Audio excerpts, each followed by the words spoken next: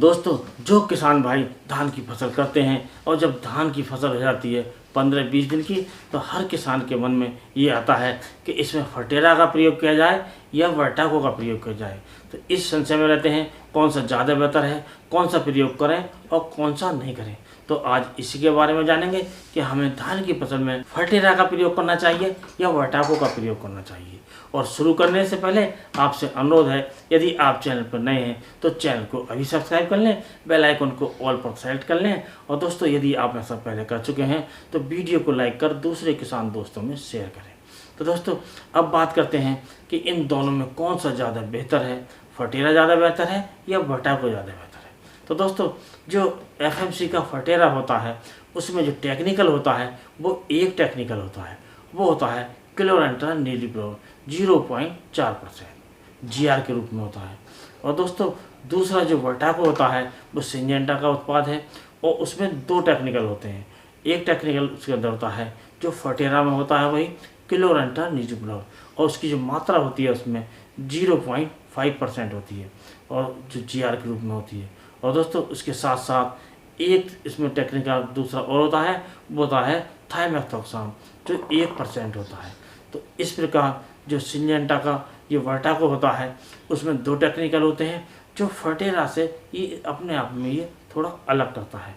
और दोस्तों, अब बात करते हैं कि किस प्रकार तय करें कि हमें फटेरा का प्रयोग करना है या हमें वर्टाको का प्रयोग करना है। तो दोस्तों, अब बात करते हैं जो फटेरा होता है उसमें जो टेक्निकल होता है क्लोरेंट्रा नीलिप्रोल, उसका जो ज़्यादा असर होता है वो होता है जो स्टेम बोरर अर्थात जो तना छेदक होता है या पत्ती लपेटा होता है या दूसरे और कीट होते हैं उन पर।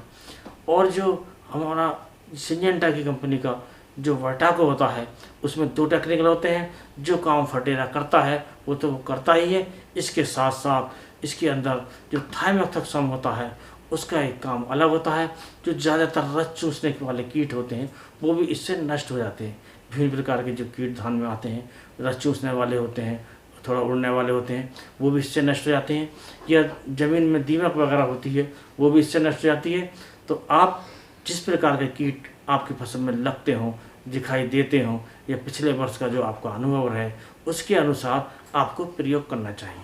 वैसे दोनों ही उत्पाद ठीक हैं, दोनों ही अच्छे हैं, दोनों अच्छी कंपनी के हैं। तो आप अपनी आवश्यकता अनुसार अपनी समझ से कोई भी कीटनाशक प्रयोग कर सकते हैं। दोनों में से एक प्रयोग करना है, ये नहीं करना है कि हम फटेरा का ही प्रयोग कर लें और सिंजेंटा का जो वर्टाको है उसका ही प्रयोग करें। दोनों सोच समझकर इनमें से कोई एक प्रयोग करें। अब बात करते हैं, यदि हम फटेरा का प्रयोग करते हैं तो कितनी मात्रा में करें, किस प्रकार करें। तो दोस्तों, जब हम फटेरा का प्रयोग करते हैं वो करना है हमें 4 किलोग्राम प्रति एकड़ के हिसाब से। और इसे हम जब खेत में अच्छी नमी हो तब हमें इसका प्रयोग करना है, खाद में मिलाकर बिखेरना है, उसके बाद सिंचाई करनी है, 3-4 दिन बाद तक हमें पानी इसमें खड़े रखना है। और इसी प्रकार जब हम वर्टाको का प्रयोग करें तो इसमें हमें जो मात्रा लेनी है वो लेनी है 2.5 किलोग्राम प्रति एकड़ के हिसाब से। इसे अभी हम यूरिया के साथ इस पर मतलब बिखेर सकते हैं। और बिखेरने के बाद हमें सिंचाई भी ज़रूरी करनी है और 3-4 दिन तक इसमें भी हमें पानी खड़े रखना है। इस प्रकार हमें प्रयोग करना चाहिए और जौन से कि आपको आवश्यकता महसूस हो उसी कीटनाशक का प्रयोग करें।